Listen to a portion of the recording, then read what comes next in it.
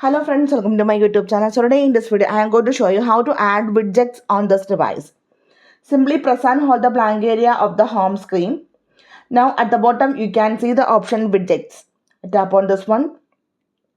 So here you can see lots of widgets and you have to select the widgets and you have to apply the widget on your home screen. So simply you can see on my home screen there is no widgets is still now there. So here I am going to add any calendar widget. So this press and hold the home screen, tap on widget. Then here you can see the option calendar, tap on this one. So here you can see some styles of calendar. You can see. Okay. These are the different types of calendar widget that available on this device. So according to your choice, you can select any one. So simply here, I am going to select this one. Then tap on this one and tap on the option add. Now you can see that calendar widget is on my home screen. You can see.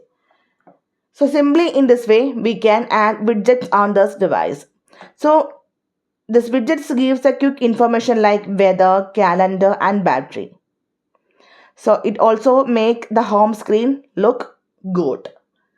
So hope you guys enjoy this video. Thank you for watching. Thank you. Bye bye.